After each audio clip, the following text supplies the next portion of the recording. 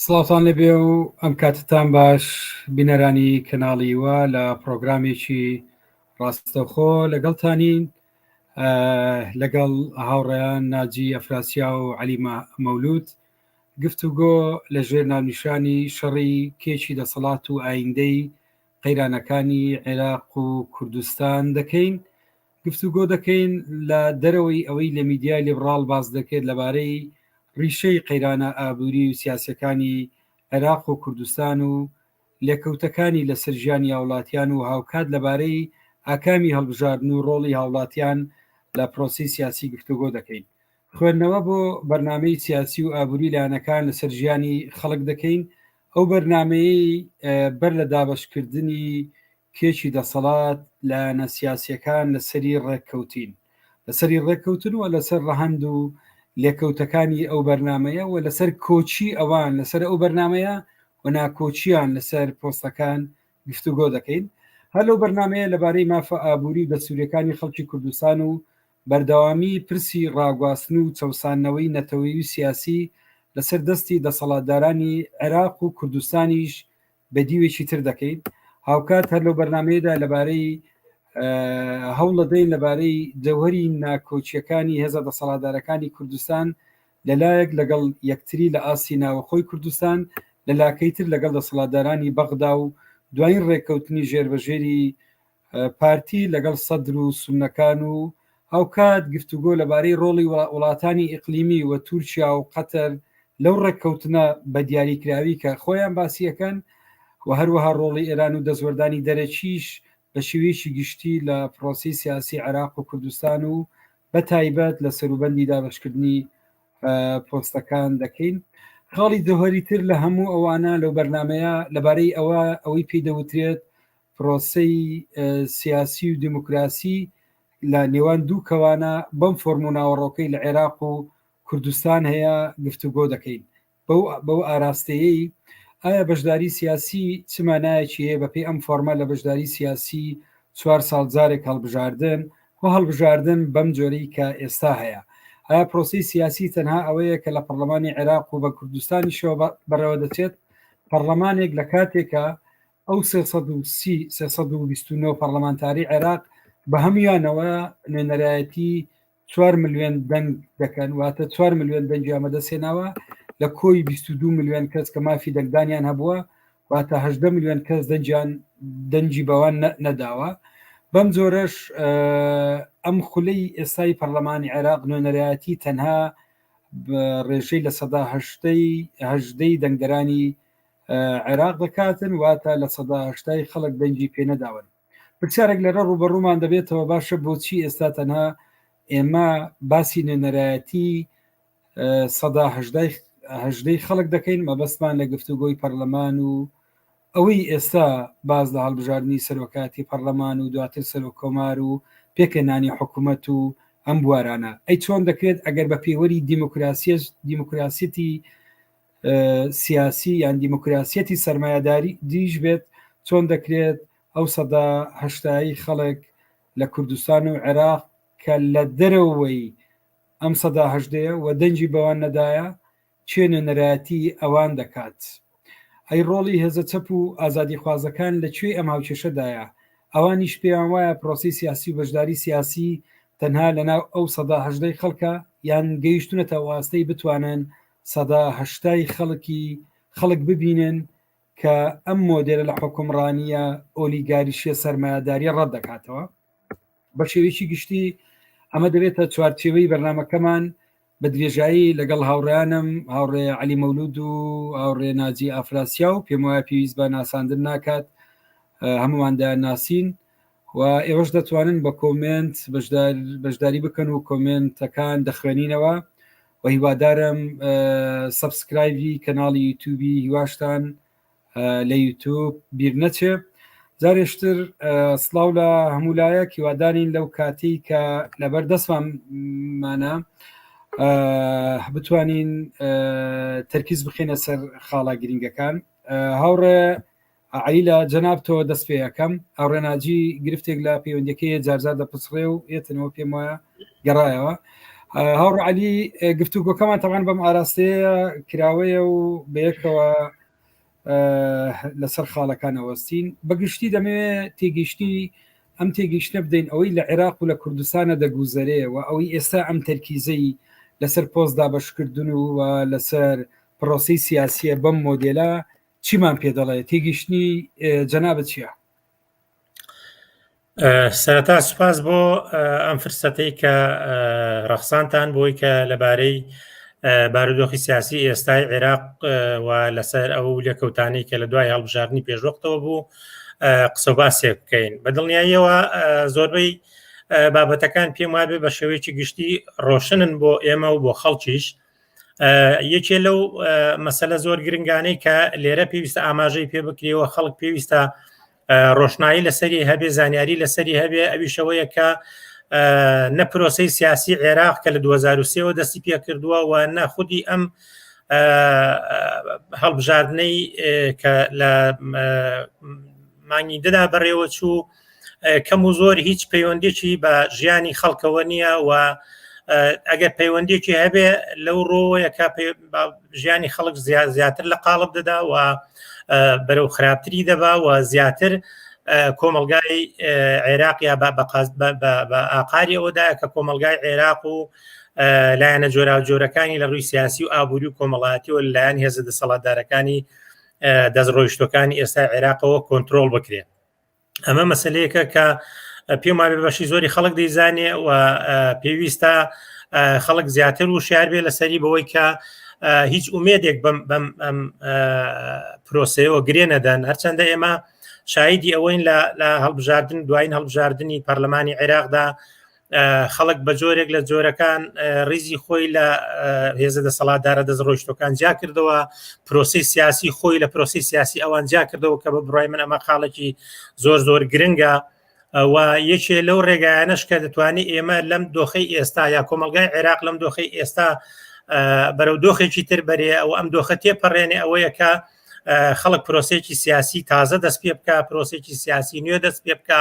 و شێوەیەکە لە ژیان بخوازێ و کاتە ئامانجی خۆی کات جیاواز بێ لە پرۆسی سیاسی با و جیاواز بێ لە شێوەی ژیانی کە ئێستا لە کۆمەلگادا دەگوزارێەوە بۆ ژوازی بە باڵە جۆرا و جۆرەکانیەوە بە دیاری بۆ خەڵکی عێراقی هێناوە ئەوەی کە لەم هەڵبژاردنەدا ئیسبات بوو ئەوەیە کە خەڵکی عێراق بە شێوەیەکی گشتیە توانین بڵێن زۆرینەی ڕەهای خەڵکی عێراق ئەم دەسەڵاتی ناوێ ئەم شێوە حکومڕانیی ناوێ ئەم شێوە ژیانەی ناوێ و خوازیاری شێوەیەکە لە بەڕێوەبردن و شێوەیەکە لە ژیانە لە خۆپیشاندانەکانی چەند ساڵ لەو بەرەوە و بە تایبەتیش لە هەڵبژاردننی دواییدا خەڵک ئەوەی نیشاندا هەرچەندە هێشتا ئەمە ناتوانین بڵین پرۆسەیەکی سیاسی ڕێکخرا و ئامانزدار و ئاسۆڕۆشنە بەڵام بە بڕای من سەرەتایەکی باشە دەکرێت ئەم سەرەتایە زیاتر ڕێک بخرێ ئاسۆدار بکرێ و ڕۆشنتر بکرێتەوە و کاری جددیتری لەسەر بکرێ بۆ ئەوەی کە کۆمەلگای عێراق بە ئاقارێکەکەدا بڕوە کۆمەلگای عێراق بە ئاڕاستەیەکەدا بڕوە ئەمە مەسەلەی من دەبێت ئەکیدی زۆر جەختی زۆری لەسەر بکەینەوە و ئێمە نابێت قەیرانی دەسەڵاتەوە بە بڕای من یەکێ لەو مەسەلانەی کە دەمەوێت جەختی لەسەر بکەمەوە ئێمە نابێ سەرەتا و دەستپێکمان لە قەیرانەکانی دەسەڵاتەوە بێت دەسەڵات بەرحاڵ خۆیان قەیرانیان لەناو خۆیاندا هەیە بەڵام ڕەنگە بشوان قەیرانەکەی خۆیان بە جۆرێک تێپەڕین ئەم تێپەڕبوونەی سەرکەوتنی ئەوان بەسەر قەیرانەکانیاندا ئەگەر بە هەر شێوەیەک بێ ناتوانێت هیچ لە ژیانی خەڵک بۆڕەوە ناتوانێت هیچ پێویستێکی ژیانی خەڵک جواب بداتەوە. دەست خۆش ئاوڕە عەلیم دوایی دێنە لە دوای گفتوگۆ لە سەم تەوەرانە بە دیاریکراوی دەوەستین لەسەرەوەی کە ئەوەی جەنابەت ناوتنا چۆن ئێمە ڕوبەڕووی ئەم بارودۆخە بینەوەی بەدیلی چەپ و خەڵکی ئازادی خواست چییە لەم بارودۆخە جگە لە حاڵەتی بانگەوازی بە تەرکیز لەسەم خاڵە دەوەستین هاوڕە ناجی کەرەمکە لەسەر چەند خاڵێکم وەکو سەرقەڵام لە سەرەتای بەرنامەکە وروژاند حەزەکەم تێگەیشتنی جەنابەت وەربگرم یان بەگشتی ئەگە لەسەر هەمان تەوەرویستت تێگەیشتن بدەیت ئەوەی لە عێراقا دەگوزەرێ دەتوانین ناوی لێ بنین پرۆسی سیاسی دیموکراسی بۆ عینوانی کە ئێستا بەڕێوە دەچێت لە چوارچێوەی هەڵبژاردن و ئەو مەرحەلەی ئێستا کە شەڕی کێکی دەسەڵات گەیشتۆتە قیمە و هەموو پێوەرێکی لە ڕاستیە تێپەڕاندووە کار گەیشتۆتە ئەوەی کە لە ژێرەوە ڕێککەوتن بکەن تەنان لەلایەن لایەنە کوردستانیەکان لەولاوە بە ئاشکرا بە بەرچاوی هەموو خەڵکەوە بێن ڕێککەوتنی تر و یان یەکتر فری بدەن کە ئەمە لای هەردوو هێز حاڵەتیشی تازە نیە و کەرەمکە. دەست خۆشاو ڕێگیان، سپاس بۆ کەناڵی هیوا، سپاس بۆ ئەم دەرفەتە. خۆشحاڵم کە لەگەڵ بەڕێست و هاوڕێ عەلی لەم گفتوگۆ بکەین لەبارەی دیموکراسی و هەڵبژاردن لە عێراق. لە بەڕاستیە ئەو لەگەر لەسەر ڕەهەندە ساختە و فریودەرەکەی دیموکراسی قسە بکەین.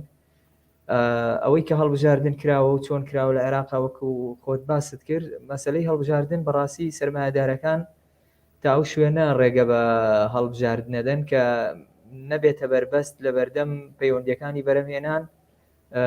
پەیوەندیەکانی سەرمایەداری، ئەوەی کە پەیوەندی بەرەمهێنان و پەیوەندی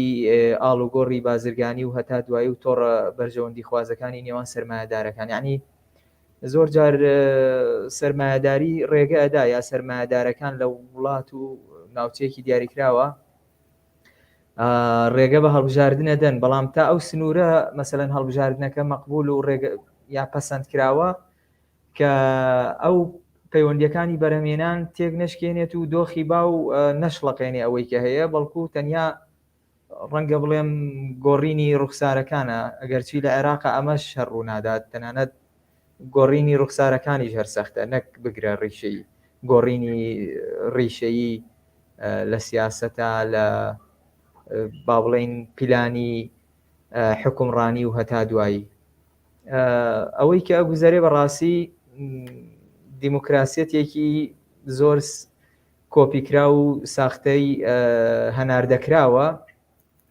کە گەلانی عێراق بەردەوام لە دوای ساڵانی 2023 بە ناوی کرانەوە و ئازادی و هەتا دوایی لە ژێرم ناونیشانە چەوسانەوەی زیاتر و دەربەدەری و ئاوارەی زیاتری بینیوە بەخۆیەوە، جگە لە یعنی با بڵین ئەو هەڵبژاردنە و ئەو گۆڕینی حکومڕانی کە لە عێراقا ڕوویدا نەبووە مای ئەوەی کە خۆشگوزەرانی بێنێتە ئاراوە بۆ گەلانی عێراق. تەنیا ئەوە بووە با بڵین 4 ساڵ جارێک ئەو کێکی دەسەڵاتی کە باسی ئەەکەی لە نێوان سەرمایەدارەکانە دابەش بکرێ و هەر یەکە و پشکی خۆی بەرێت و جگە لە پشکە ناوخۆیەکان اینجا پشکی ئەقلیمیمان هەیە، پشکی نێودەوڵەتیمان هەیە. مەسەلەن 4 ساڵ جارێک ئەم خەتانە جارێک خەتێک بەهێزە بێک خەتێک لاوازە بێ، وەکوی ئەمڕۆ لەم هەڵبژاردنەی ئەمڕۆی با بڵین عێراق ئایبینن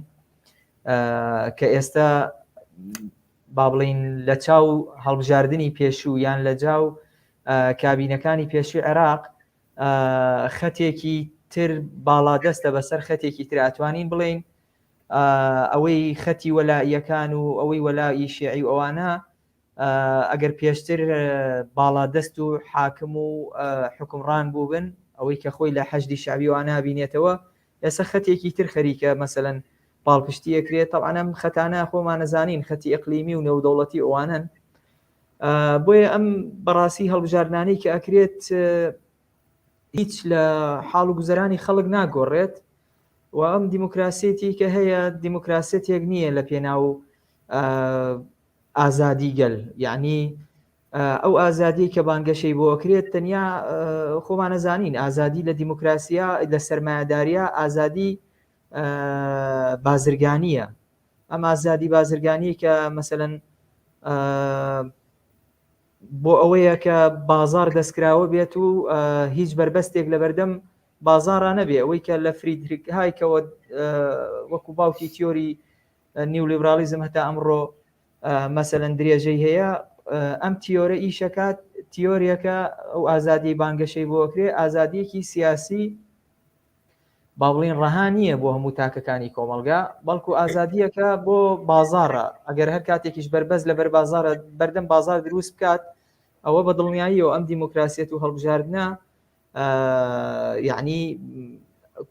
ئەوەستێنرێت و ناکرێتە بەدیل بۆ پرۆژەکانی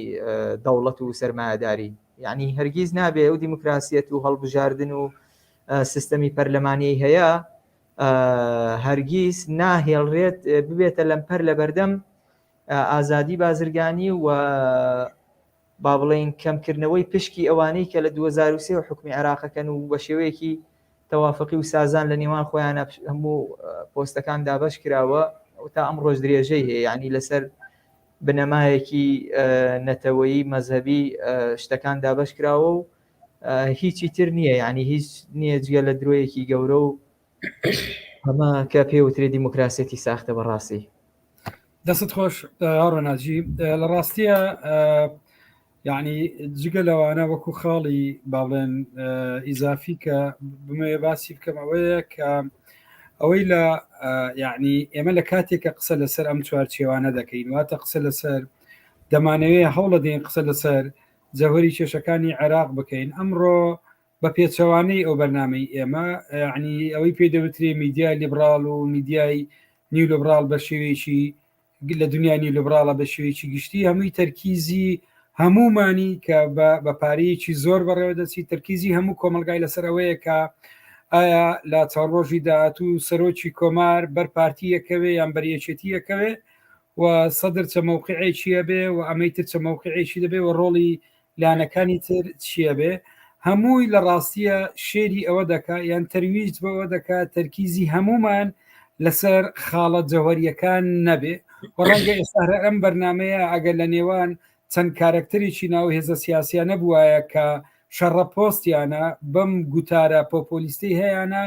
ڕەنگە ڕێژەی بینەریشی لە ڕاستیە سەدەها جار لە قاد ئەم بەرنمەیە زۆر زۆر زیاتر بێ بەهۆی ئەم ژینگەیی کە دروستیان کردووە لەبارەی وشیاری سیاسی لەبارەی چۆلیتی بەڕێوەچوونی پرۆسی سیاسی لە عێراق و لە هەرێمی کوردستانیشەوە. ئەگەر ئێمە سیر بکەین بۆیە لە ڕاستیە ڕەنگە ئەوەی ئێمە باسیەکەین ئێستاە کە قسە لەسەر بەرنامی سیاسی و ئابوووریەکەین قسەی ئێمە لە ڕاستیە ڕەنگە کەمتر قسە لەسەر ئەو سەدا هەژدەیە بێ کە ئێستا لە پەرلەمانە بەڵکو لە سەدا ئەو هەشتایە کە بایکۆتی پرۆسی سیاسی کردو و حجە و مبرڕی واقعی و منطقی خۆیە بۆ ئەم بایکۆتە قسەی ئێمە لەسەر ئەوەیە لە کاتێکە قسەی هەمویان لەسەر ئەوەیە کە چۆن ئەم نوێنەرایەتی لە سەدا هەژدەیە کێکەکان بەشەکەن و ئێمە بینیمان لە یەکەمی دانیشتنی پەرلەمانی عێراق زۆر بەڕوونی شیعانی هاوکێشەکەمان بینی لە ڕاستیە ڕۆڵی گەمەکەرنی و دەوڵەتیەکان گۆڕانکاری بەسەرداتەوەی ئێستا لە میدیا باسەکرێ ئەگەر زۆر بە خێرایی باسی ئەوە بکەم ڕەنگە تا ئاستێک ئەوەی پێدەوترێ ڕۆڵی ئەمریکا و ڕۆڵی تورکیا و ڕۆڵی قەتەر لە ڕایەکی ترە لە گێمی یەکەمی یاریەکە سەرکەوتوو بێ کە وەکو مەشعانجەبوری خۆی ئەعلانیەکە دەڵێ ئەم ڕێککەوتنە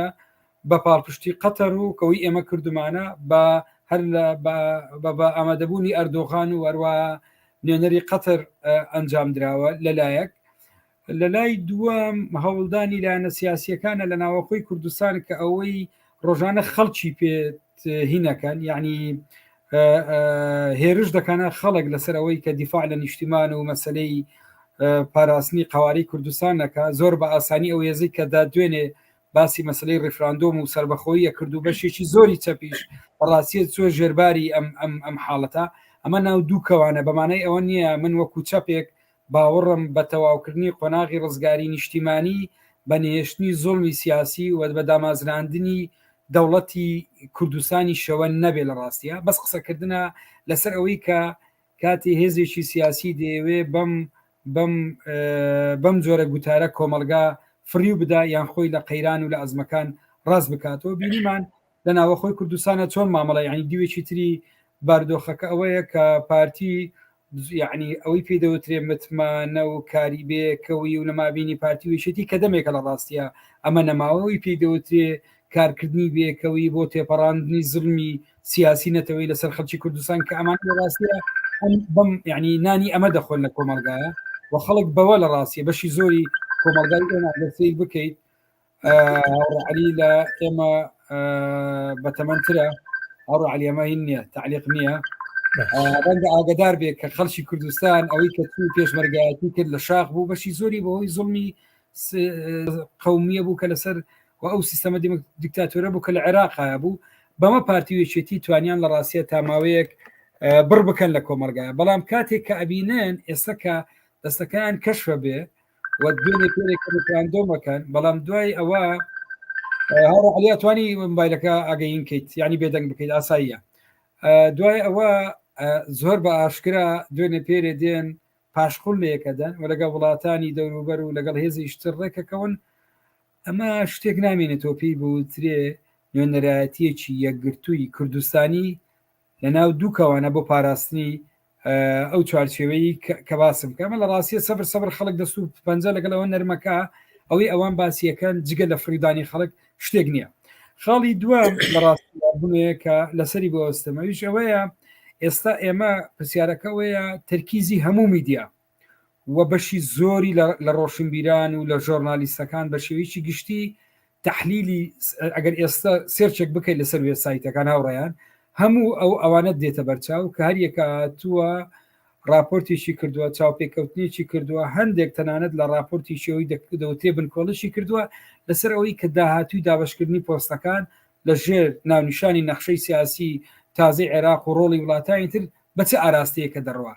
هیچی قسە لەسەر ئەوە ناکرێت کە ئەمڕۆ ڕێژەی هەژاری لە عێراقا و ڕێژەی بێکاری لە 15 ڕێژەی هەژاری لە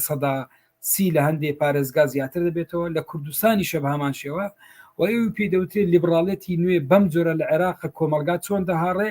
و هیچی فۆکسی لەسەر ئەوە نییە 1970 خەڵکی عێراق بۆچی بایکۆتی پرۆسی سیاسی عێراقت ئایا عێراق ئەوەی پێدەوترێ کە ئەم دەوڵەتە ینی ئیشکالەتێکی گەورەیە ئەوەی پێدەوترێت ئستەقراریەت و گەشە پێدان و تەنمیە جێبەجێ دەکا بێگومان وەڵامەکە لای هەمومان ئەوەیە بە نەخێرە ئایا ئیستقرار دروستەکە بێگومان نەخێرە ئایا لایانی کەمی عەدالەتی کۆمەڵایەتی بەم جۆرە لە بەم مۆدێلە لە حکومڕانی ئێستا شتێکی لێ سەوزە بێ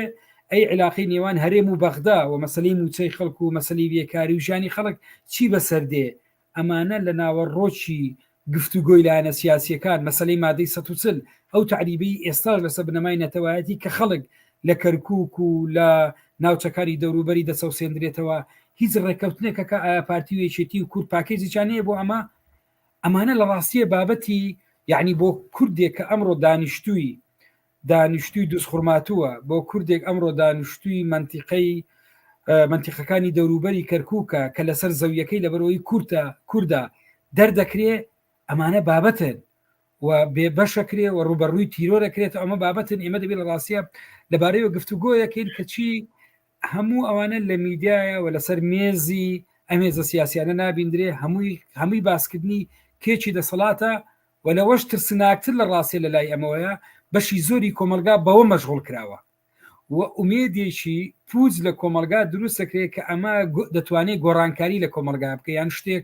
شتێک هیم بکاتن پێم وایە ئێمە دەکرێت بەم ئاراستەیە گفتوگۆکان سرتر بکەینەوە و پرسیار لەبارەی ئەوە بکەین کە ئەوەی ئێستا نەتیجەی هەڵبژاردنەکان من دەمێت لەسەری بۆستم لە ڕاستیە ببێتە ئەڵلقەیەکی ینی هینی گفتوگۆمان ئەوەیە تەوەرێک لە تەوەرەکان ویژەوەیە ئێستا ئەوەی پێدەوترێت لیبراڵەتی نۆ یان ئەو شێوە سەرمایهداری وحشی گەریە کە لە عێراق و لە کوردستان لە کاتێکە بەخەستی دەست پێ ئەکرێ و لە کاتێکە هەمومان دەزانین کە تا دوێنێ لە شیلی لە چیلی لە هەفتاکان بەدواوە کە چەپ لە هەڵبژاردنەکانە سەرکەوتن بەدەستێنی و لە هەفتاوسێ بە پاڵپشتی ئەمریکا کودەتا دەکرێت و یەکەمین شیلی دەبێتە یەکەمین تاقیگەی نیولوبەرالیزم دوای نزیکەی 50 ساڵ ئێستا چاپەکان لە شیلی جارێش کە دەسەڵات دەگرنەوە دەست و ئێستا لە ڕاستیە نیولوبەرالیزم لە شیلی شەقێکی گەورە ئەخوا و سەرەتایەک دروست بووە بۆ ئەوەی کە چۆن نیولوبەرالیزم لە شیلی دەستی پێ کرد چۆن لەوێ بینێشن ئەمە لە کاتێکە ئەمە با بڵێن دیمەنە جیهانیەکەی لیبراڵێتی نییە بێ کەچی لە عێراق و لە کوردستانە بەم ئاراستەیە لە سای ئەم ڕیزبەندە سیاسی ئێستا لە پەرلەمانی عێراق دروست بووە و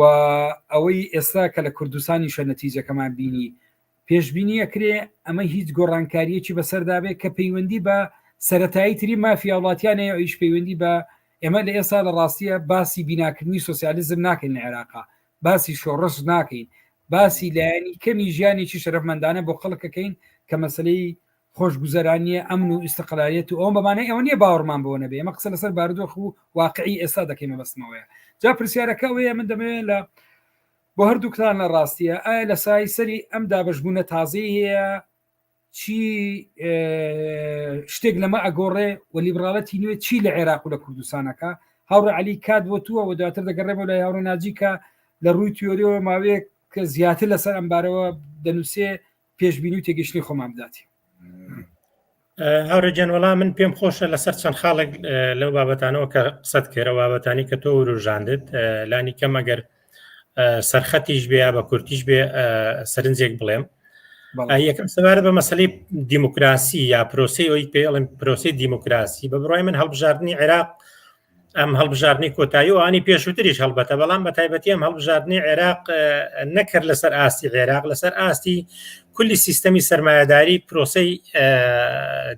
با بڵین دیموکراسی یا دیموکراسیەتی پەرلەمانی خستەژێت پرسیارێکی زۆر زۆر گەورەوە. ئێمە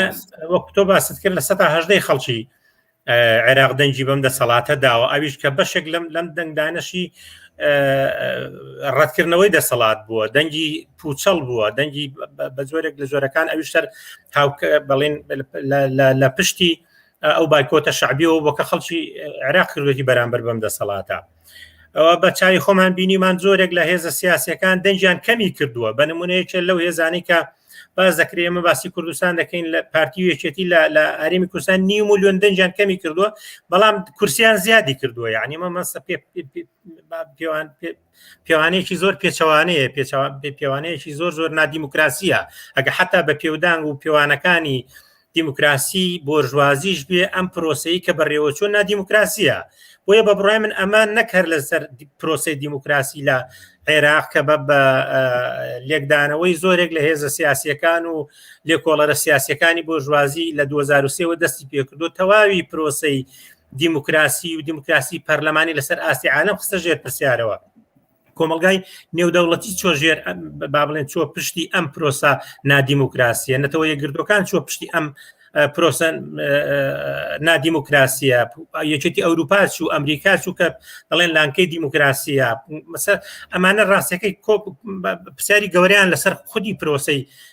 دیموکراسی پەرلەمانی دروست کرد سەبارەت بەوەی کە مەسەلەن پارتی یەکێتی بەتایبەت کە تۆ باسی کرد وەکو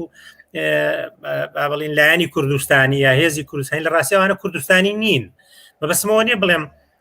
کوردستانی بوون مەسەلەیەکی با بڵین زۆر بەڵام لە ڕاستی ئەوانە کوردستانیان فرۆشتووە بە شێوەی جۆرا جۆر کوردستان دەفرۆشن ڕۆژانە دەیفرۆشن خەڵکەکەی دەفرۆشن خاکەکەی دەفرۆشن خاکەکە شارەکانی ڕادستی هێزە نارەکانی با بڵین خەڵکی کوردستان دەکەن سەرزەمینەکەی بە وڵاتانی بۆ جاسوسی بۆ وڵاتانی دەوروبەری خۆیان دەکەن بۆی بێن خاکەکەی داگیر بکەن تۆ زەمینە دەڕخسێن بۆی کە هێزەکانی با بڵین وڵاتانی داگیرکەر و وڵاتانی دراوسێ هێزە سەربازەکانیان بێن مانۆڕی سیاسی بکەن فعالیت و چالاکی سیاسی و سەربازی بکەن لە سەرزەمینەکەیان ئەمانە بە تەواوی معناکانی ئەنی ئامادەن لە پێناوی بەرژەوەندی خۆیانە کوردستان هەڕاج بکەن کوردستان بفرۆشن سەرزەمینەکەی بفرۆشن با بڵین ژێر زەویەکەی بفرۆشن و ئێستا شەو پرۆسەی کە ئێستا لەسەر ئاستی عێراق دەستیان داوەتی بە ناوی بەشداریکردن لە پرۆسی سیاسی لە عێراق و دامەزراندنی حکوومەتی دوای هەڵبژاردننی ئەم دواییە نیشانێدا کە ئەمانە جگە لە بەرژەوەندی خۆیان جگە لە قازانج و بەشی خۆیان لە دەسەڵات و لە داهاتی عێراق و لە جێکردنەوەی زیاتری بەرژەوەندی کۆمپانیەکانی خۆیان و بەشداریکردن و کۆمپانیایەک لەم پرۆسەیەدا پشتیچکە نییە بۆی بە بڕای من ئێمە ناحەقی لە خەڵکی کوردستان دەکەین کە ئەمانە بمانە بڵین کوردستانین بەمانە بڵین خەڵکی ڕاستە ئەمانە دەیانێت بە ناوی خەڵکی کوردستانەوە بچن بەرژەوەندەکانی خۆیان تعقیب بکەن لە سەر ئاستی عێراق و لە ناو دەسەڵاتی سیاسی عێراقدا بۆی بڕای من ئەمانە بە هیچ شێوەیە کوردستانی نین ئێستا بارەت بەو نەتیجانەی کە لە هەڵبژاردننی عێراق کەوتوتەوە ئێمە ڕاستیەکە شاهیدی ئەوەین کە شاهیدی چەند بژاردەیەکین بەداخەوە ینی بژاردەکان هەمویان لە چوارچەوەی استراتیجی بۆرژوازیدا کە لە دەرەوەی استراتیجی ئامانج و بەرژەوەندەکانی خەڵکی عێراقدایە ئەویشەوەیە کە ئەو حکوومەتەیە ئەو دەسەڵاتی کە ساغ دەبێتەوە لە عێراقدا یان پرۆ ئەمریکیە یان پرۆ ئێرانی دەبێ ینی ئەگەر اختیاری سێهم هەبێ ئەوەیە کە تەوافقێک لە بینی ئەم دوانەدا بکرێ ینی وەداخۆ اختیاری سێهم نییە من باسی ساغبوونەوەی دەسەڵاتی سیاسی دەکەم باسی پرۆسی سیاسی گشتی لە کۆمەلگای عێراق ناکەم کە ئەمە دەکرێت دوای قسەی لەسەر بکەینەوەکو لە باس پێشوشدا باسم کردکە دەکرێت خەڵک لە شوێنێکەوە و لە دەرەوەی ئەم پرۆسە سیاسی کە هەیە و لەسەر بەرژەوەندەکانی فئەیەکی دیاریکرا و بەشێکی دیاریکرا لە کۆمەلگای عێراق چەقی بەستووە لە باسی ئەم پرۆسە سیاسیە تازەیە بکەین بەڵام ئەوەی کە هەیە وەکو باسم کرد حکوومەتێک کە قرارە ساغ ببێتەوە ئەگەر ساغ ببێتەوە لەم سێ ئەگەرت تێناپەڕێ یا سەر بە ئێران دەبێ یان سەر بە ئەمریکا دەبێ یان چ ئەوەی ئەم حکوومەتە یا ئەم دەسەڵاتە چ ئەوەی کە پێی دەڵێن دەسەڵاتی یا مەسەلەن حکوومەتی زۆری نەبێ کە بەشێک لایەنە سیاسەکان جەختی لەسەر دەکەنەوە یا لایەنگری لێ دەکەنەوە چ ئەوەی کە حکوومەتێکی تەوافقی بێ کە بەشێک لە لایەنەکان جەختی لەسەر دەکەنەوە و پافشاری لەسەر دەکەن گرفتەکەوەیە هەردووک لەمانە و هەرسێک اختیارەکە درێژە پێدانی ڕابردووە و باشە تۆ تەلەفۆنەکە بێدەنگیتاڕ علی بێدەنگم کردو کاک حەچیم نانە ئاساییە کاک حەچیم باسی ئەوەکە یەکی لەو کۆمنتانی هاتوو دەڵێ نەبوونی سیادە و ئیرادەیەکی بەهێز لە عێراق بەگشتی و سیاسەتە سەوت و چاوەشەکانی هەموو حزب و لایەنە سیاسیەکان کە وڵاتیان گاندۆتە ئەم دۆخە لە کوردستان کاریگەری زۆر کرد ئۆتوانی بێنەوە سەر شاشە کاریگەری زۆری کردوتە سەر ئابووری خەڵک بە گشتیت ئەگەر پرسیارەکە بۆ من بێ بخۆ قسەکە دروستە بەڵام مەسەلەن سیادە من هەڵبەت نازانم گەرمە بەسی دەسەڵات و ئەوانێ بەڵام مەسەلەن ئیرادەی خەڵک مەسەلەیەکی زۆر جددیە بەبڕای من بە جۆرێک خەڵک ئیرادەی کرد لە مەسەلەی هەڵبژاردنە لە خۆپشاندانەکانە لە با بڵێن بڕگەی سیاسی جۆرا و جۆرە خەڵک ئیرادەی کردووە و خەڵک ڕاشکاوانە ئەم دەسەڵاتی ڕەت کردوێتەوە و سەرەتایەک لەوەی کە پرۆسەیەکی سیاسی تازەی دەست پێ کردووە کە ناچێتەوە سەر ئەو پرۆسە سیاسی کە دەسەڵاتداران کردویانە دەسەڵاتداران بەجیا و لە چوارچێوەیەکی دیاریکراوی خۆیاندا خەریکن پرۆسی سیاسی خۆیانن ئەمان ئەتوانن بۆ دەچێتە سەر دەتوانن جوابی پێویستەکانی دەسەڵاتی خۆیان بدەنەوە لەم چوارچێوەیەدا بەرحەڵەوە مەسەلەیەکە بەڵام ئەوەی کە بڕاوەتەوە نەبەت نیازن و نەدەشتوانن جوابی نیازەکان و پێویستەکانی ژیانی خەڵک بدەنەوە بەبڕای من مەسەلەیەکە بۆ خەڵک زانراوە و خەڵکیش بە شوێن ئەوەیە کە بتوانێت لە شوێنێک کە جوابی یا مەسەلەن گرنگی بابەتەکە خەڵک لە ڕێگایەکەوە لە شوێنێکەوە لە دەرەوەی ئەم پرۆسە سیاسی باوە بتوانێت جوابی پێویستەکانی ژیانی خۆی بداتەوە ئێمە دەوەستین ئەگەر لای خۆت بۆی تەرکیز بکەیتە ئەوڕێناجی داخلەیەکە دواتری لە کۆتایی بەرنامەکە یعنی بە تایبەت قسە لەسەر ئەو لایەنە دەکەین کە جەنابەت باسیەکەی ئێستا ئەوەی خەڵک هاتۆتە مەیدان ئەوەی توانیوێتی لە مەواقفە لە خۆپشاندانە لە خۆڕێخستنی لەناو بزافی کۆمەڵایەتی جۆرا و جۆرە لە مەواقفی جۆرا و جۆرە دەری بڕیوە ئەمە چۆن نەکرێ ئایا ئومێتێ شتێکی لێ سەوز بێ سەوزبوونی ئەمە ئەگەر لە شیلی بە جۆرێکە نەتیجەی ڕێککەوتن و هاوپەیمانێتیەکی سیاسی لە خوارەوەی کۆمەلگا بەسەرەوە بێ ئایا ئەمە ئومێتەیە لە عێراق و لە کوردستان شتێکی وا چێ ببێ یان دۆخەکە جیاوازە لەسەرەوە شەوەستین هاوڕێناجی کاتی جەنابتە لەبارەی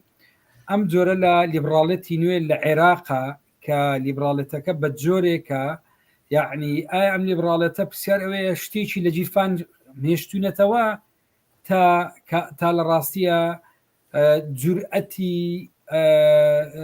جورئەتی ڕوبەڕووبوونەوەیەکی ڕاستە و خۆمان نەبێ ئەمە دەتوانین ناوی چ جۆرێک تایپێک لە لیبراڵەتی نوێ بێ ئەگەر لە هەندێک شوێن باز و سەرانە زیاد بکە لێرە ڕێژەی هەژاری کە بەپی ستانداردی جیانی ڕۆژ بە ڕۆژ لەسە خەریکە نیوەی کۆمەلگا بچێتە ژێر هێڵی هەژاری و بێکاریەوەیە ئەم دۆخە ئەو پراوێز قسنە بەرفراوانە لە کاتێک ئەمە نابێتە گفتوگۆی لایەنە سیاسیەکان تەنانەت کارنامەیان و تەنانەت بەشی زۆری میدیاش ئەمە چ فەزایە کە مەتیایە تایە گوزەرەکەین بەڵێ هاوڕێیان دەست خۆش ڕاستەکەی پێشەوە منەمەوێت بگەڕێمەوە بۆ ئەو یەک دوو سەرنجکە ئێوە دوو بابەتان و ڕوژان تۆ هاوڕێ عەلی لەسەر مەوزوعی ڕێژەی بەشداریکردن لە هەڵبژاردنە. بەڕاستی ئەو ڕێژەکەمەی بەشداریکردن لە هەڵبژاردنە ئەوەی کە وەکو زانیاریەکی بەڕاستی زۆر گرنگ بوو، من دقیق نەمەزانی ڕێژەکە بزەبت چەنە، ئەوەی کە بەڕێستان وتان لە سا 18 بەشداری کردووە. ڕێک ئەمە ئەوەیە کە بادیۆ ناوێنێت دیکتاتۆریەتی دیموکراسی، بەڕاستی یان دیکتاتۆریەتی کەمینە. ئەم دیکتاتۆریەتە ئەوەیە کە تۆ لە سا 18 کۆمەڵگا دەسەڵات پێکەهێنێت،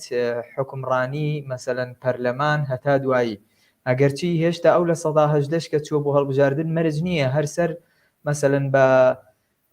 دەسەڵات و باوڵین وەلا و ئینتیمان بۆ دەسەڵات هەبێت، بەڵامی تر ئەنەزانین لە وڵاتێکی وەکو عێراق لە ڕۆژهەڵاتی ناوەڕاست وەکو وڵاتانی تازەگەشە سەندوو ڕەنگە هۆشیاری سیاسی، هۆشیاری کۆمەڵایەتی بەو ڕادە نەبێت کە خەڵک مەسەلەن بەهایەک بۆ دەنگی خۆی مەسەلەن بزانێ و بەها و سەنگی دەنگی خۆی بزانێت. بۆیە هێشتا ئەگەر ئێمە وەکو هاوڕێ عەلی وتی بە پێوەر و پێودانگی دیموکراسیەتی بۆرژوازی خۆشی لە یەکی بینەوە، بەڕاستی ئەمە دیکتاتۆریەتی دیموکراسیە لە عێراقا گوزەرێکە لە سا 18 خەڵک چوە بۆ دەنگدان و ئیتر دەسەڵات پێی وایە ئەمە شەرعیەتی هەیە و توانێت ئەم بە دەنگی لە سا 18 خەڵک مەسەلەن هەموو شتەکان نەخشەی سیاسی عێراق جارێکی تردا بڕێژێ یا بەردەوام بێ لەسەر ئەو دەسەڵاتە گەندەڵی کە لە ڕابردووە هەبووە. کەواتە لێرە ئەوڕە ناجی بداخلەیە کورد بکەم تەسەسولی ئەفکار تێک نەدەم، ئەوەی پێی دەوترێ یعنی خەڵک بۆ ئێمە لە ڕاستیە زۆر گرینگە ئەو مەعیارۆ قیاسی کە ئێستا بۆتە بڵێم بۆتە کە پێوەرە بۆ شەرعیەتی ملی و جەماوەری هەردەسەڵاتێک زۆرینە و کەمینەیە کە باسەکرێت. تەبعاً لەوەها دۆخێکە لە ڕاستی بیرمان نەچێت زۆرینە و کەمینە دوو دیوی دەبنە دوو دیوی یەکدراو لە کاتێکە ئەگەر بۆ نمونە لە هەڵبژاردننی پەرلەمانە یان هەڵبژاردنێکە هیچ پێوەرێکدا نەندرێ بۆ نمونە بڵێ ئەگە دەبێت 150 زائیدیەکی خەڵک بەشداری بکە، اینجا دەبێت ئەمەی دەرەچێ ئەمەی لەم ڕێژێ دەنگدێنی ئەم دەتوانێت با بڵێن بە پێوەری براوە و هەڵبژاردن بە براوە لە قەڵیم دەین. لەوەی عێراق و ئێساش لە دنیاە ئەمەی تیانە لە ڕاستیە. بۆ نمونە ئەگەر ئەم جارە 180 بەشداری نەکردو، ئەگەر 110 بەشداری بکاتن ئەو لەو سەدادەیە چێ زۆرینەیەنا پێی وایە ئەمە شەرعیەتی ملیە. یعنی ئەگەر بە مەفهومە بێ لە ڕاستیە ئێستا شەرعیەتی جەماوەری و ملی ئەم دەسەڵاتە لە کوردستان و لە عێراق لە بەردەم پرسیارێکی گەورەیە و لەوەها دۆخێکە پرسیارەوەی ئێستەقراریەت و هین دێتە کایەوە، یعنی دەسەڵاتێک دێتەوە کاوە کە ڕنگدانەوەی خەڵک بێ. بەڵێ بەردەوام بە بەڵێ هاوڕێیان ڕاستیە ئەمان بۆ خۆت زیینەوە لەم بابەتە ئەوەی کە لە عێراقا هەبوو بۆم هەڵبژاردنە بە تایبەت مەسەلەی بازنەی داخراو بوو. یعنی خۆمان نەزانی لە بازنەی داخراوە بۆ نمونە 18 کورسی بۆ شارێکی وەکو سلێمانی دیاریکراوە، ئەگەر 18 کەسیش بچێ بۆ دەنگدانی تر ئەم 18 کورسیە پڕەکرێتەوە. زانی یعنی کە ئەمە یەکێکەی ترە لە ئیشکالە گەورەکان کە ئەمان خۆیان باش درکیان بەوە کردبوو کە ساڵ بە ساڵ هۆشیاری سیاسی خەڵک بەرزە بێتەوە لە عێراقا، ڕەنگە زۆر جیاواز بێ لەوەی 2003 و 2005 ئەوانە لە دوای 2003 تا 2008 و تا 2010 ئەمان بینی حەماسەت و جۆش و خرۆشێکە بوو بۆ هەڵبژاردن. بەڵام کە شتەکە مەسەلەن ئیتر خەڵک لەوە تێگەیشت ئەمە هەمووی دووبارەکردنەوەی و بەرهەمێنانەوەی سیستەمەکە خۆیەتی. ئێستا بینین خەڵک مەسەلەن هیچ بڕایکی بە هەڵبژاردن نەماوە و ناچێ. ئەمانیش خۆیان لەمەوە کە هاتوون مەسەلەن بیریان لەوە کردەوە ئەم شێوازی سیستەمی بازنەی داخراوەکە داهێنراوە بۆ ئەوەیە ئەگەر لە عێراقا بۆ نمونە 320 کورسی پەرلەمان هەبێ 320 کەس چێ بۆ دەنگدان ئیترەمان کورسی خۆیان پڕەکەنەوە و هەر کاندیدێک خۆی بچێ دەنگ بدا بە خۆی تر گرفت نامێنێ لە مەسەلەن لەوەی کە کورسیەکانی پەرلەمان پڕبێتەوە. لایەنێکی ترەوەی کە بەڕێز و باس و کرد لە سەرەتا کە تەوەری دووەما مەسەلەی هەستانەوەی گەلانی دنیاە بەگشتی دژ بە سەرمایه‌داری و نیولیبرالیزمەوە نمونەی چیلی و باس کرد. بەڕاستی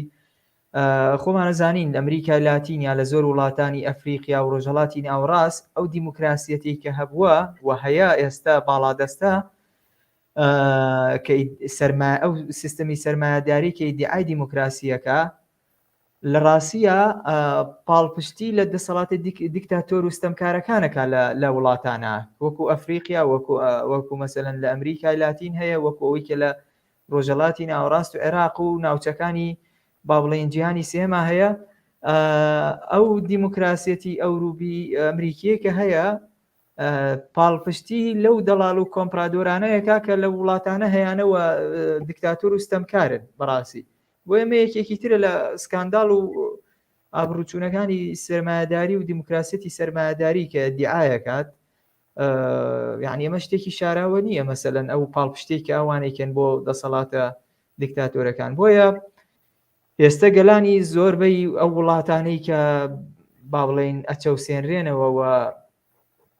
لە دۆخێکی ناهەمواری وەکوی لە عێراقا هەیە دژ بە نیولێبرالیزم دژ بە دیموکراسیەتی ئەوەی کە بۆیان هاوردە کراوە هەموو ئەوەستنەوە و بڕوایان بەو شێوازە هەڵبژاردنەش نییە. یعنی ئەو هەڵبژاردنەی کە هەیە هەڵبژاردننی ئەوەی کە مارکس خۆی جایەکاتەوە هەڵبژاردننی تایبەت و هەڵبژاردننی گشتی.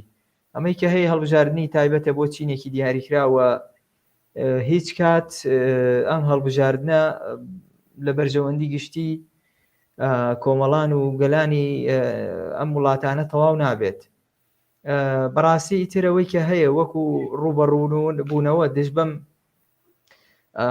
فۆرمە نوێی لیبرالیزم ئەوەی کە پێوتێ نیولێبرالیزم و لیبراڵێتی نوێوانە لەم قۆناغا ئەوەی کە هەبێت ئەوەی کە هیوا و ئومێدێک بێت تەنیا بەرزکردنەوەی ئاستی هۆشیاری کۆمەلگاکانە. یعنی کۆمەلگاکان پێویستیان بەوە هەیە زیاتر مەسەلەن ڕۆچنە ناو لایەنە تیۆریەکانی ئەم ممارەسەی کە ئەمڕۆ ئەکرێ و پراکتیسی و ممارەسانەی کە لە ڕەهەندە ئابوووریەکەەوە وڵاتانی ئەم ناوچە پیادەیەکە لە مەسەلەی سگ هەڵگوشینی ئابووری و یاخۆت گرتنەوەی پاڵپشتی لە کەرتی گشتی و پاڵپشتیکردنی کەرتی تایبەت و هەتا دوایی ئەمە هەموو ئەمانە خەڵک دەرکی پێەکە ڕۆژانەوە. یعنی ئەم هۆشیاری من هەستەکەم لە عێراق لە کوردستانی ژە ڕۆژ بە ڕۆژ بەرەو بەرزبوونەوە ئەچێت هەر لە دژایەتیکردنی پێوەری ئاو و کارەبا کە دراوەتە کۆمپانیاکان هەتا زۆر شتی تریش کە خەڵک ڕەنگە ئەگەر پێناسەیەک و با بڵین زۆر ئاشنا نەبێ بە چەمکی نیولێبرالیزم و ڕەهەندە تیۆریەکەی بەڵام لە واقعا دەرکی پێکردووە دەرکی بەو دڕندەی و ڕقیەی کردووە کە هیچ بەڕاستی وەکو تیۆریستە لیبراڵە کۆنەکان خۆیان ئەڵێن نیولێبرالیزم هیچ تامیتیان نەهێشتووە. باشە پرسیارێک لێرە دروستە بە ڕۆژی ئێستا یعنی بۆچی ئەم هێزە سیاسیانە یعنی مەسلەی بەرنامەی سیاسی و ئابووری و وەزعی خەڵک نابێتە سەردێڕی گفتوگۆیان و تەنانەت ئەمە نابێتە لە میدیاش ئەمە ناچێتە یعنی نابێ بە مناقەشە و گفتوگۆی خەڵک لە کاتێکە ئەوەی کە کاریگەری لەسەر ژیانی ئەوانە بێ ئەم کەسانە نین. یعنی ئێستا بۆ منە وشیار جێباری بێ بەرهەم ساڵح بێ فلان بێ بارزانی بێ نازام چی بێ هیچ لە قەزیەکە ناگۆڕێ ئەگەر یعنی لە ڕووی سیاسی و ئابوووریەوە گۆڕانکاری نێتە پێشەوە. ئەمە بۆ نابێتە بابەت و ئەوەی ئێستا کە دەبیندرێ ئەوەی ئێستا کە با بڵێن هاتۆتە پەرلەمان و زۆرینەیە پێشبینی دەکرێت هیچ دەستکاریەکی ئەم دۆخە بکرێت تا خەڵک پێی وا بێ ڕەنگە لەم خولەیی ئەم جارەی پەرلەمان گۆڕانکاریەکی باشتر ببێتن. ئەزانی هاوڕێگیان بۆچی نابێتە سەردێڕ و سەروێردی زمانی خەڵک لە ڕاستیە ئەوە خۆتەزانی میدیا ئەمڕۆ ئەوەی کە هەیە و ئەو میدیانی باڵادەستن میدیاکانی دەسەڵاتن بەگشتی میدیای سێبەر و میدیای دەسەڵات و هەتا دوایی طبعاًەوانە کە بۆچی مەسەلەن باسی لێوە ناکەن یا خەمی خەڵک نابێتە ئەولەویەتی کارەکانیان. من هەمیشە وتومە ئەو پەڕی ئەو دەسەڵاتی کە ئەمڕۆ حکومڕانە لە عێراق و لە کوردستان و لە وڵاتە هاوشێوەکانی وەکو لە خۆمان بەڕاستی مەسەلەکە جگە لە بێباکی هیچی تر نییە. ینی بێباکە بەوەی کە ڕەنگە تەمەنی خۆی لێوە دیار بێ یان گەرنتیەکی پێوە درابێ لەلایەن زلهێز و ئیمپریالیستەکانەوە کە تەمەنی ئەم تا ئەو شوێنە ئەڕواتوە تا ئەو شوێنە پاڵپشتی لەکەن بۆی تر ئەم بێباکیە بەڕاستی شتێکی هینە، شتێکی ئاساییەکە هەبێت و باکیان بەوە نەبێت، باکیان بە تووڕێی و ناڕەزایەتی خەڵک نەبێت.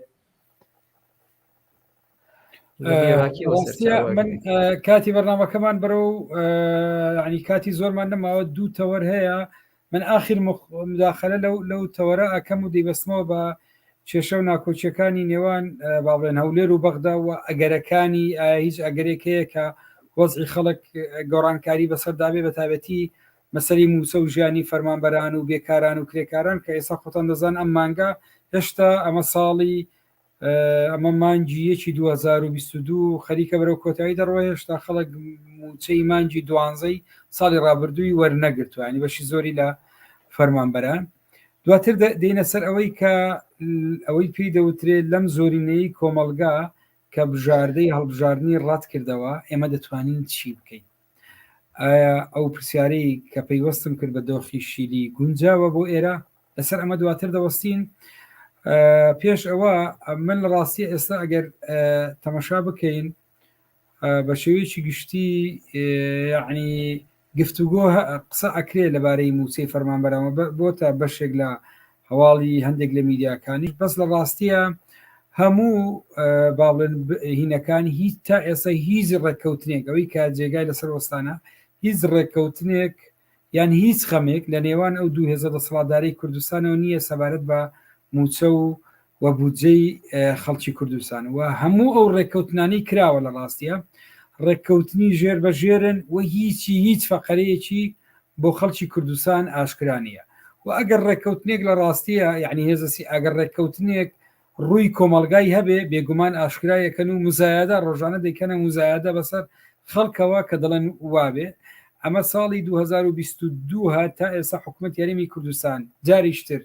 نە پرۆژە یاسایی بودجەی ناردە پەرلەمان بە حکومی بە بیانووی ئەوەی کە لە بەغا موچەنیە و لە کاتێکە نرخی یەک بەرمیل نەوت ئێمە دەزانین خەریکە نزیک بێتەوە لە $100 و ڕێژەی داهاتی ناوەخۆیی ڕۆژ بە ڕۆژ زیاترەکە وەکەوەی هەندێک لە پەرلەمانتاران خۆیان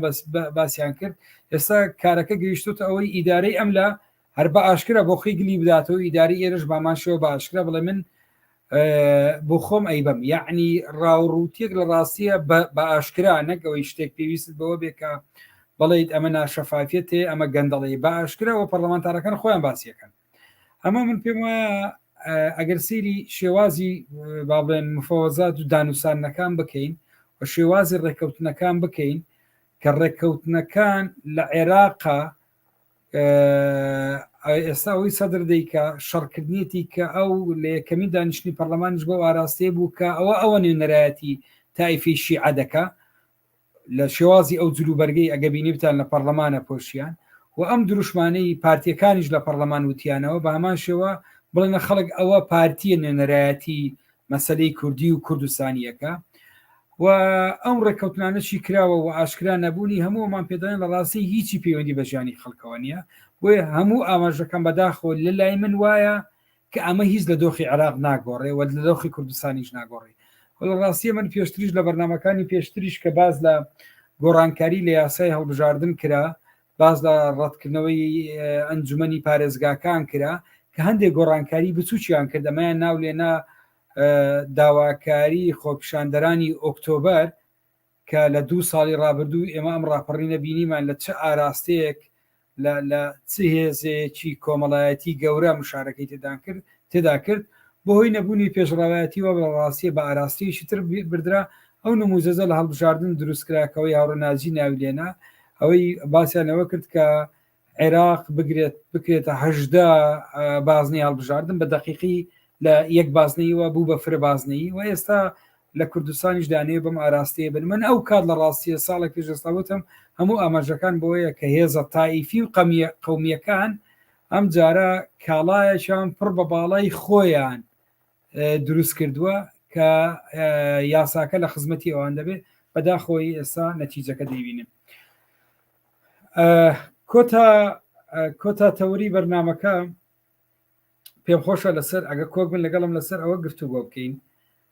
ئێستا زۆرینەی خەڵکی عێراق ڕۆژێک یعنی ئێستا ئێمە دیمەنی سیاسی و ئیجتیماعی ینی کۆمەڵایەتی لە عێراق و کوردستان ئەوەیە زۆرینەی خەڵکی کوردستان و عێراق هەر دەرفەتێک کە بۆی دێتە پێش بە ئاماژەی جۆرا و جۆر بە میکانیزمی جۆرا و جۆر دەڵێتە ئەم دەسەڵاتە تۆ نوێنەرایەتی من ناکەیت. ئەمە بێگومان لە هەنگاوی بچووکەوە دەستی پێکرد لە خۆپشاندانەکانەوە دەستی پێکرد لە خۆپشاندان ئەم بزافە کۆمەڵایەتی لە کوردستان و لە عێراق ئاگە لە کوردستانەوە تەمەشای بکەین لە سەردەمی شەڕی ناوەخۆ لە ڕاستی بزافێکی کۆمەڵایەتی دەرەوەی پارتویەکێتی دروست بوو بە سەبەر ئەم بزافە پەرەیساند تا گەویشتە خۆپشاندانەکان تا گەویشتە ئەوەی کە مانیفێست هەر جاری بە جۆرێک مانیفێستی خۆی بک گەویشتە ئەوەی کە ئەم جارە بەیەکەوە کۆچ بک بۆ بیلاڕوسیا ئاخیر جار ئەوە بوو کە لە هەڵبژاردنەکانە زۆرینە بایکۆتی هەڵبژاردنی کرد. دەمێت سرستان بۆ ڕابکێشم جارشتر ئەوە باسم کردووە ئاخیر ڕاپرسی کە دەستگای شیکار لەگەڵ چەند ڕێکخراوێک کردویانە 180 خەڵکی عێراق 185 خەڵکی کوردستان دەڵێ ئەگەر بۆم بگونجێ کوردستان بەجێ دێرم و 180 دەڵێ هیچ ئومێدێکم بە سیستەمی سیاسی و ئەم جۆرە لە حکومڕانی و بەرنامەی سیاسی و ئابووری حکومت نییە و من تیا سوودمەند نابم. 170 قسووری دەڵێ من هیچ دڵم بە کوردستانەوە خۆش نییە و من بۆم بگونجێ کوردستان بەجێ دێنم. بە هەمان شێوە هەموو ڕێژەکان یعنی ڕێژەی لە سەروی 160 باز لە ناومێدی خۆیەکە بە پرۆسی سیاسی بە پاراستنی شکۆی ئینسان بە پاراستنی ئازادیەکان بە چاکبوونی مافە ئابووری و کۆمەڵایەتیەکانی هەمووی لە ڕاستیە شەتبکردنی دەسەڵاتە و ئێستا ئەم هێزە دەمێ بڵێم ئەمام هێزە هەرجاری بە کەناڵێک لە ڕێگای کەناڵێکەوە مانیفێستی خۆیەکە لە عێراقا لە ڕێگای هەڵبژاردنەکان و خۆپشاندانی شوبات و ئۆکتۆبەر و حرەکاتی ئیجتیماعی جۆرا و جۆرە لە کوردستانیش بەم جۆرەیە کە باسمان کرد. پرسیار ئەوەیە ئەمە بەم هەموو قۆناغی ئاڕۆیی ئێستا گەیشتە ئەم وێستگەیی ئێستا ومێت هەیە ئەم هێزە کۆمەڵایەتیە بتوانێت ئێستا عین لە داهاتووە گۆڕانکاری نەوعی لە دروست بکاتن. گۆڕانکاری لە لای من چ لە ڕێگەی هەڵبژاردنەوە دەکرێت چەپ و خەڵکی ئازادی خواست لە ڕاستیە دەستی بۆ بباوەکەوەی کە ئەو نموزەزی لە ئەمریکای لاتین ڕوویدا ئەمە کاتێ دەستی برد بۆ هەڵبژاردن ئەمە بەمانەی ئەوە نییە واز لە تێکۆشانی جەماوەری و خەباتی سندیکایی وش لە شوێنی کار و خەباتی جەماوەری و خەباتی جادە و خۆڕێستنی کۆمەلگا بهێنێ و خاڵی سێم ئەوەی پێدەوترێ ئەگەری بەستنی هاوپەیمانیتێکی فراوان لە نێوان هێزە لە نێوان ئەو بزافە کۆمەڵایەتی هەیە کە ئێستا لە ڕاستیە بزافێکی کۆمەڵایەتی دروست بووە. ئەگەر لە سەدەی 20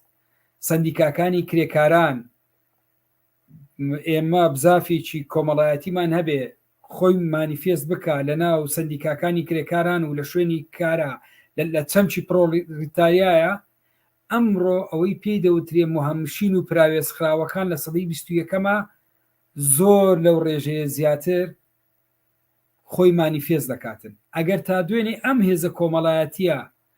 لە ناو سندیکاکانی کرێکاران و هێزە چەپ و دیموکراتیەکان خۆی تەنزیم کرد بێ ئەمڕۆ ئەو هێزە لە دەرەوەی نەقابات بەمانا تەقلیدیەکەی و لە دەورەوەی هێزە چەپ و کۆمەنیستەکان لە ململانی تێکۆشاندایە و نەژوەستاوە. ئێمە ئەگەر لە مەسلەی خۆپشاندانەکان و مەسلەی بایکۆتی هەڵبژاردنەکان تەمەشا بکەین هاوڕێیان پرسیارەکە ئەوەیە ئەم هێزە لە واقعی ماترالیە ئێمە بەڕوونی ئەیبینین چە بۆ ناتوانانی هەزمی ئەوە بکە هێزە چەپ و ئازادی خوازەکان بۆ هەر جارەی بە جۆرێک هێزی لیبرالی دەورەکان دابەشەکەن ئەم دەچێتە دەسەڵات دوێنێ سەدر لە دەسەڵات لە ئۆپۆزیسیۆن بۆ ئەم جارە سەدڵ دێتە دەسەڵات وەکۆی هاوچەشێ لە کوردستانی شایە بۆ هێزی چەپ و ئازادی خواز ناتوانێت نوێنەرایەتی ئەمە بکە ئەمە ببینێ و بتوانانی هاوپەیمانەتی لەگەڵ بەست ببەستێ وەکۆی لە دەرەوە. پرسیارەکەوەی ئەمە ناتوانین ئەمانە وەکو خۆی بخوێنینەوە چەپ لە ڕاستی هێشتا ناتوانانی واقعەکە بخوێنێتەوە بۆی تێبگا بۆی بیر لە گۆڕینی بکاتەوە یان ئێمە چەپێکی سنەتی سەلەفیمان هەیە کە لە ڕاستیە علاماتی پرسیاری لەسەر لە ڕووی بیرکردنەوە. من شێویی گشتی باسەکەم ئێمە لە قەیرانێکی گەورەیانی ئایا ئیمکانی تێپەڕاندنی ئەمە نییە؟ ئایا کاتیەوە نەهاتوو ئێمە بۆ منە کوردستان بەرەو هەڵبژاردن نەڕوە، بەرەو هەڵبژاردن ناڕوە، ئەوەی باوەڕی بە هەڵبژاردن نییە، بەرەو گۆڕانکاری ئەڕەوە. ئەمە دوێنێ ئێمە هەمومان دانیشتبین لە ماڵەوە ئەم گەنجانی موالی 2000ەکان کە 250 دینار لە جلفانی نییە لە جادە ململانی دەسەڵاتیە کرد. دەسەڵات لێرە و لەوێ یعنی لە دۆخێکی زۆر خراپە بوو. ئێمە چۆن مامەڵ لەگەڵ ئەم دۆخە بکەین ببورن ڕەنگە زۆر قسم کردوی کات بۆ ئێوە هاوڕێیان هەر کامێکتا مداخلەکەن کەرم کە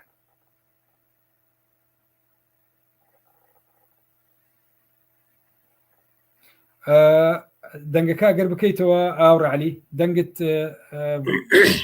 بەڵێ بەڵێ دەست خۆش بێ. من لە ڕاستە چەند خاڵێک لێرە پێویستە هەرچەند ئەگەر کاتەکە بوارمان بدا. یەکیان لەوای بە بڕوای من یەکێ لە مشکلەکانی کۆمەلگای عێراق بە کوردستانی شەوە مشکلێت چەپە. من دواتر دێمە سەر ئەم خاڵە، ینی ئەمە مشکلێکی گەورەیە بەڕاستی. لەو ڕۆوە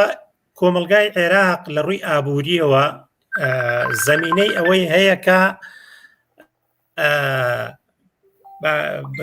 زەمینی بژانەوەی هەیە، زەمینی ئەوە هەیە کە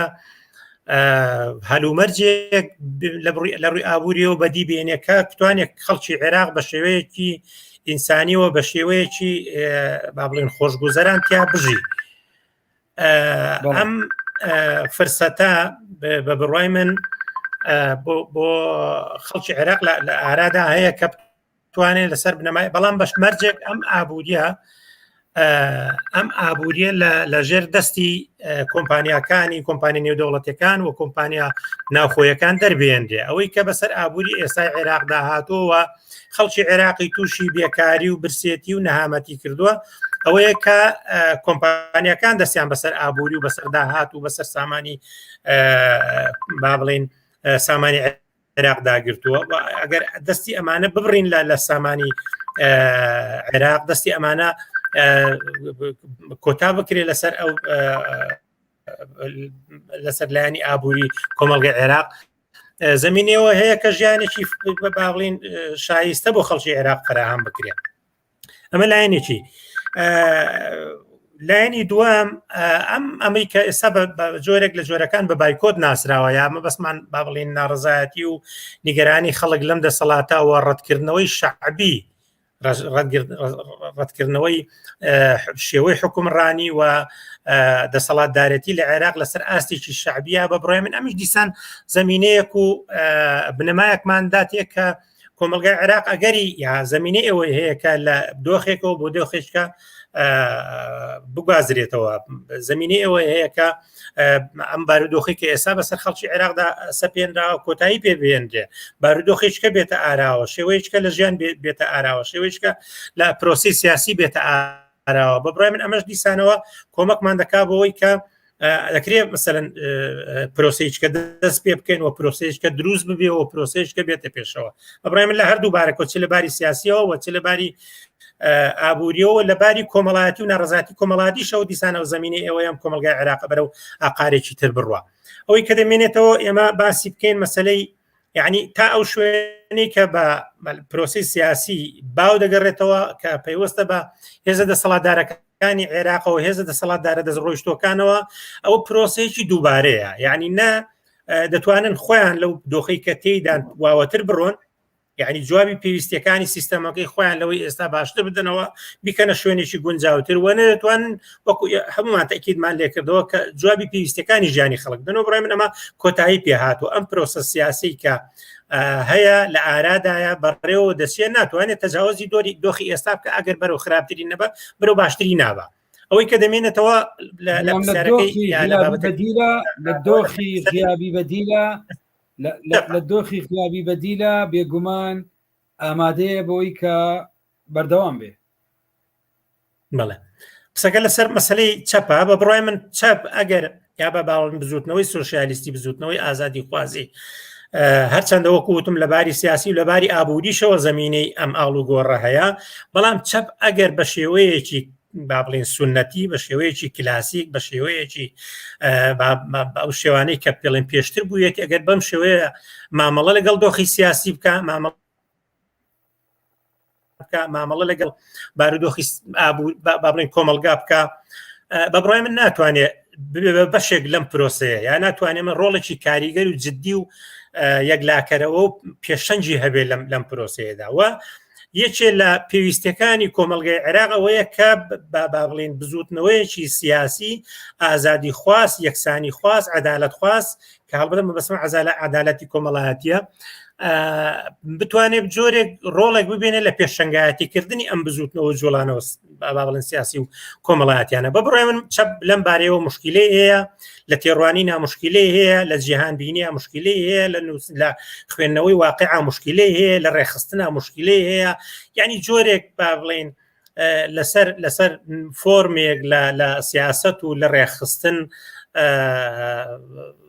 ڕێککەوتووە یا ساغ بۆتەوە کە بە بڕای من ناتوانێت ببێتە هۆکاری ئاڵوگۆڕ بۆیە بە بڕای من پێش هەموو شتێک یا مەرجێکی جددی یا یەکێک لە پێویستیەکانی خەباتی سیاسی و کۆمەڵایەتی لەسەر ئاستی عێراق بە کوردستانیشەوە ئەوەیە کە بزوتنەوەی چەپ وەڵامێکی پێویست بە گرفتەکانی خۆی بداتەوە بەشێک لە گرفتەکانی خۆی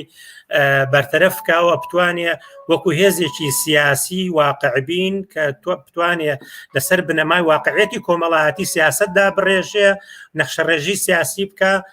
بچێتە ناو ئەم پرۆسە سیاسی و حرەکە سیاسیە کۆمەڵایەتیانەوە. دەست خۆش هاوڕە ناجی کات بۆ تووە کاتی بەرنامەکەمان زۆر نەماوە چەند دەقیقەی تریش وەرەگرین یعنی با من سوال نەکەم ڕوونە تەوەرەکە بەس ئەگەر بۆرە بوو دەکرێت وەڵامی ئاخیر ئەو پرسیارەی ئەم پێشتر منم کردو و دواتریش لە نەتیجەی هاوڕە عەلیش تقریبەن کۆک بوو لە سەرامانشتا ئەوەی کردی کە چەپ بەم فۆرم و بەم ناوەڕەکەی ئێستاە دەیبینین یعنی ناتوانێت ئەمە بکە یعنی ئەو ببێ بەم بەدیلە کە پێویستە پێ دووە ئیشکالێتەکە پەیوەندی بە چیەوەیە و ئێمە دەبێت لەکوێ ئەمە بیر لە گۆڕانکاری بکەینەوە و ئەم فۆرمەی لە ئەمریکای لاتین ڕوویدا کە یعنی زۆر لیستەکە لیستی داواکاری خەڵک لە زۆر لیستێکی قڕس نەبوو ئەوەی دەمان بینی ڕۆژانە و حرەکاتی ئیجتیماعی بینیمان ئەوەی ئەوامنەوە بوو ڕێککەوتن بوو هەوڵێمانەتیشی سیاسی بوو و مامەڵەکردن بوو لەگەڵ هەموو بژاردەکانی تێکۆشان نەک تەقدیسکردنی یەک میکانزم وەواسێنانی لەوەیتر و ئەمە شۆزان لە ڕاستیە ئیمتیدادی خۆ بە خاوەندکردنی کێشەکانی کۆمەلگا بوو لەوێ بەڵێ کرم بڵێ دەست خۆشاو ڕێگیان لە ڕاستی ئەو میکانزمی کە باسیەکە ینی ئەو تەقدیسکردن و ئەو یان ئەو ڕێبازە کۆن و ئەرتەدۆکسی کە هاوڕێ عەلیش باسی کرد دەستی پێوە بگیرێت ئەوە یەکێکە لە گرفتەرەکان کە لە ڕاستیە ئێمە بۆ خۆمان لە سەدەی ڕابردووە ئەزمونێکی دەوڵەمەند و باش و بەرچاومان هەیە هەر لە ئەزمموی ڤێتنام هەتا ئەگا بە ئەزمموی کوبا و یعنی هەر یەک لەمانە جگە لە پەرەپێدانی تیۆری مارکسیزم و با بڵێن بزوتنەوەی سۆشیالیستی هیچی تر نەبووە ئەمە ئەلفوبەی دیالەکتیکی مێژووەوە ئەمە بێ بڕوامان بەو پەرەپێدانە هەبێ لە تیۆرە وەی وادارم بەڕاستی ئەو چالاکوان و ئەو هاوڕێیانەی کە وەکو بەڕێستان ئەم خەمە بە خەمێکی گشتی ئەزانن و بیر لەوەکەنەوە بۆچی مەسەلەن چەپ نەبووە بە ئەڵتەرناتیڤ ئەبێ ئیش لەسەر ئەم ڕەهەندە بکرێ بەڕاستی ئەم لایەنە تیۆریە کە خەڵکی لەسەر پەروەردە بکرێ و هاوڕێیان بڕوایان بەوە هەبێت ینی دەست نەگرین بە ڕێبازێکی تەقلیدی و کۆن و ئەرتەدۆکسەوانەوە تا دوایی و مامەڵە لەگەڵ واقعیا بکەین سەبارەت بە مەسلەی ئەوەی کە ئایا سەدر ئەتوانێت بێ بە بەدیلێکی باشتر یانەوەی کە پێوتریا و هاوپەیمانەتی سەدر کە زۆرینە و لایەنە بەهێزەکەیانە ئێمە زانین یعنی ئەوەی کە لە شۆڕشی تشرین و ڕاپەڕینی ئەوەی تشرین و ئۆکتۆبەر کە لە عێراقا کرا و حکومەتی با بڵێن گۆڕی و زۆر شتی هێنان ئاراوە و توانیان فشارێکی زۆر لەسەر دەسەڵاتی عێراقی دروستکەن ئەوانەی کە لە با بڵێن ساحەکە بوون هەموو هەمیشە هێزە بۆرژواز و لیبراڵەکان ینی ئەوە شتێکی حاشا هەڵنەگرە کە احتیوای ئەو بابەتانەیەکەن لە زۆر ناڕەزایەتیە احتیوای شەقامەکەن و سوار ئەو شەپۆلی ناڕەزایەتیە بن ئەوانە. بۆیە هەر ئەو کات سەدر یەکێک بوو لەوانە یان ڕەوتی سەدر ئەو ڕەوتەی کە هەبوو با بڵێن پاڵپشتی لەو گەنجانە و لەو شۆڕژگێڕ و ئەوانە ئەکرد کە بەڕاستی بە گژی دەسەڵاتی عێراقیە هەستا بوونەوە و دژایەتی ئەم نادادی و نەعەدالەتیانە کرد. بۆیە لەمەوە بەڕاستی سەدر ئەو هێزە ئەتوانم بڵێم پێگەیەکی جەماوەری بەهێزتری بۆ خۆی بنیاد ناوە چاوی لەوە بۆ هەڵبژاردننی پێشوەختە بە سوود و قازانجی خۆی تەواو ببێت. بۆیە مەسلەی سەدر ئەو جگە لە تەکتیک بۆ کە زۆربەی لایەنە سیاسیەکان بەردەوام بەکاری هێنن لە هەڵبژاردننا هیچی تر نییەوە با بڵێن ئیدامەکردنی ئەم دۆخە خراپەی ئێستەیە بە با بڵێن وێنەیەکی تر بە ڕوخسارێکی تر. دەست خۆش هەندێک کۆمنت هاتووە بەداخەوە بەرەو کۆتایی بەرنامەکە دەڕۆین. هاوڕێ ئازاد دەڵێ بەداخەوە بزنەوەی چەپ و کۆمونیستیان توانیوە لەگەڵ هێز و توانایی گەنجەوە بگرە، چونکە گەنج ئەمڕۆ لە هەوڵی ئەوەدا خۆی بەخۆی خۆی بینا بکە. بۆ یاوڕان چۆن دەڕوانە هێزی گەنج لەمڕۆیە. دەستان خۆش هاوڕێیان کاتی خاڵی هاوڕێ ئازاد باسی کردو گەنج لە پۆتانسیێڵ ئەساسەکانی گۆڕانکاری لە کۆمەلگایە بە بڕای من ئەبێ تەرکیزی یا مەسەلەن جەختی زۆری لەسەر بکرێ. سەفین بە چەند کەسیش تریش بە کورتیش بێ ئەڵێ ئینفلاسی بەڕژوازی ئەگەر ئەوەی لێ چاڕوان دەکرێت 100 یان 102 دەنگەکان بۆ شەرعێتی دەسەڵات و کەمایەتی خۆی دەکات 180 بایکۆتی شەرعێتی جەماوەری زۆرایەتیە. هاوڕێیان جارێکی تر دەستی هەموو لای خۆش یعنی دەتوانم بڵێم کە تەڵخیسی بەرنامەکە لە کۆتایی بەو ئاراستەیە بوو کە ئێمە ئەمڕۆ لە عێراقا دەرئەنجامی هەڵبژاردنەکانی عێراق و گڕی یەکەمی دانووسانەکان ئاماژەی ئەوەمان پێ دەڵێن کە ئەم هێزە سیاسانی چ لە عێراق و چ لە کوردستان توانیویانە لەو کەمینە دەنگدانە زۆری نەبێنن و لەبارەی شێوازی مامەڵەیان لەگەڵ دانووسانەکان نات بارودۆخی عێراق و کوردستان دەڕی مەسەلەی بێکاری باشکردنی ژیانی خەڵک هیچی لێ چاوەڕوان ناکرێتن. و لەلایەکی تر وەزی عێراق لە ڕووی نائیستیقرارەتی ئەمنی و سیاسی و مەسەلەی بڵاوبوونەوەی بێکاری و دەزوەردانی ئیقلیمی لە ڕاستیە زیاترە ئەگەر لە جێمی یەکەمە تورکیا و قەتەر لەگەر بەجێ لە جۆرەکان بە ئۆکەی غێرمەباشری ئەمریکا یاریەکەیان بردبێتەوە ڕەنگە لە جێمی دووەمە و لە جێمی دۆم و سێمە ئەمە هەڵبەزین و دابەزین بکە بەنسبەت وەزعی کوردستان و بارودۆخ و مەسەلەی ناوچە کێشە لە سەرەکان یان ناوچە دابڕاوەکان و وەزعی خەڵک مەسەلەی موچەی فەرمانبەران هیچ تا بە ئێستا هیچ ڕێککەوتنێک نییە کە بتوانێت چارەسەری ئەم دۆخە بکە، بەڵکو ڕێککەوتنی هەردوو لایانی سیاسی ئێستا کێبڕچیانە چۆن شتی دەستکەوتی تایبەتی بۆ خۆیان دابین بکەن. و لە هەموو ئەوانە لە ڕاستیە گرنگترەویش ئەوەیە کە سەدا بۆ ئێمەی چەپ و کۆمەنیستەکان ئەوەیە کە ئەو 180 کۆمەلگا کە بایکۆتی هەڵبژاردننی کرد نەک پرۆسی سیاسی لە ڕاستیە، چونکە بایکۆتی هەڵبژاردن یەکسان نییە بە بایکۆتی پرۆسی سیاسی، بەڵکو لە ڕێگای کەناڵی تر و بە میکانزمی تر بیر لە گۆڕانکاری بیر لە بەشداری سیاسی ڕاستەخینە دەکاتەوە. چونکە ئەگە هەڵبژاردن بریتی بێ دیموکراسی بریتی بێ لە 4 ساڵ چارێک هەڵبژاردن و هەڵبژاردن بۆ زۆرینە و کەمینەم بەم فۆرمەی ئێستاە لە چەند دقەیەکە ڕۆڵی هاوڵاتی کۆتایی پێبێ بێگومان ئەم فۆرمە دەبێت کە لە ناوچەکە هەیە. لە هەمووی گرنگتر لە کۆتاییە وەکو سوال بۆمان جێدەمێنێ و ڕۆژانە لە دەرگاکانمانەداویش ئەوەیە ئەمڕۆ حرەکەیەکی گەورە یان بزافێکی گەورەی کۆمەڵایەتی لە عێراق و لە کوردستان و لە سەرتاسەری جیهان کە لیبراڵەتی نوێ لە ڕاستیە دروستی کردیان ئەو تایپە لە دەسەڵاتدارێتی لە سەرمایهداری وەک ڕەتفعلی خۆی دروستی کردووە لە دەرگامان دەدا و ئامادەی ڕوبەڕووبوونەوە و ململانەیە. نموزەجی ڕۆژانەش ئێمە نموزەجی جۆرا جۆر لە هەڵکشان و داکشانی ئەم مۆدێرە لە سەرکەوتنیشی دەبینەوەکەوەی لە ئەمریکای لاتین باسمان کرد. ئەمە لە ڕاستیە پرسێکە بۆ ئێمەی چەپ و ئازادی خواست دەبێ شایانی بیرکردنەوە بێ و گرنگجی پێدان بێ و ئێمە دەتوانین چۆن مامەڵی لەگەڵ بکەین و چۆن ئێمە لە ڕاستیە لایانی کەم ئەوەیە کێمە بیر بکەین و فێربین لەگەڵ یەکترا گفتوگۆ بکەین هیچ نەبێت لەگە یەکتر گفتوگۆ بکەین وی بتوانین ئەم واقعە وەکو خۆی هەیە ببینین. سپاس بۆ هاوڕێ عەلی مەولود کە سەرڕای ئەوەی لە بارودۆخێکی تایبەت بوویت بەشداریت کرد لەگەڵمان واروە هاوڕێ ناجیش تۆزێ نەساق بوو هیوادارم سەلامەت بن. زۆر سپاس بۆ بەشداریتان هاوڕێیان ماندوم کردن. زۆر سپاس بۆ ئێوەش دەستان خۆش. سپاس بۆ ئێوە سپاس بۆ بینەرانیش و سپاس بۆ هاوڕانی کە لەگەڵمان بوون و لەگەڵمانمانەوە بەداخەوە چەند کۆمنت و چەند بەشداریەکێ بەڵام لە کۆتایی بەرنامەکە بوو من نەمتوانی هیم بکەم. پارتی ژینگەی کوردستان چە پێویستی بە نوێبوونەوەیە کۆمەڵێک هینی تر هاتووە لە ڕاستیە ئێمە نەمانتوانی کۆمنتەکان بخوێنینەوە. سپاس بۆ ئابڕانشی کە لەگەڵمان بوون کاتێکی خۆش بۆ هەموو لایەک. سپاس بۆ هەموو لایەک دەست خۆش هاوڕێگیان.